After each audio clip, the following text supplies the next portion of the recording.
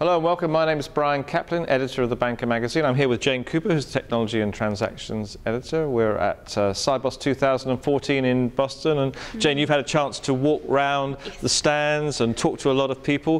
What's your impression of the general mood this year? I think it's buzzing this year. Like in previous years, well, it has been a bit flat. So this is my fourth one now. So I'd say this is the most optimistic, the busiest one. And yeah.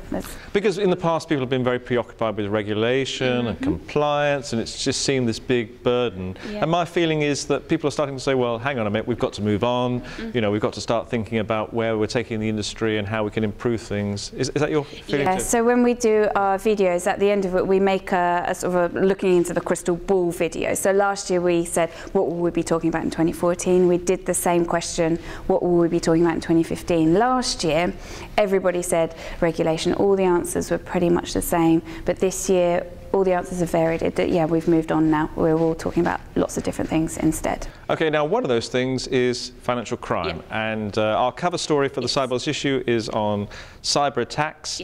So, I mean, has that been a theme that has been picked up at the meeting? Yeah, I think so. So in the plenary session, like financial crime was mentioned, and also in one of my interviews earlier this week, I spoke to Todd Burwell, who's the president and chief executive of BAFT, the industry body, and that was the first thing that he mentioned, financial crime.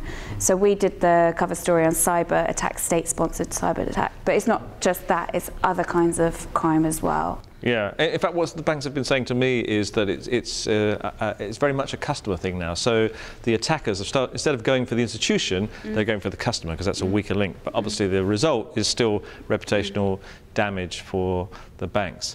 But now the other thing that's I think is on the agenda this year in a way that it hasn't been before is the whole area of cryptocurrencies and Bitcoin. And we've regarded that as a bit of a sort of fringe thing before. Do you think it's a bit more mainstream this year? Yeah, I'd say so. It was like something that was discussed by these cool techie people on the periphery. So this year at the Inner Tribe session, it's absolutely packed, and there were bankers in there. So before, Bitcoin and cryptocurrency has always been something, yeah, this is kind of interesting, banks don't need to worry about it. And I think now they realise it's not something they can think about later, that they can't ignore it. They need to think about what they're going to do with it now.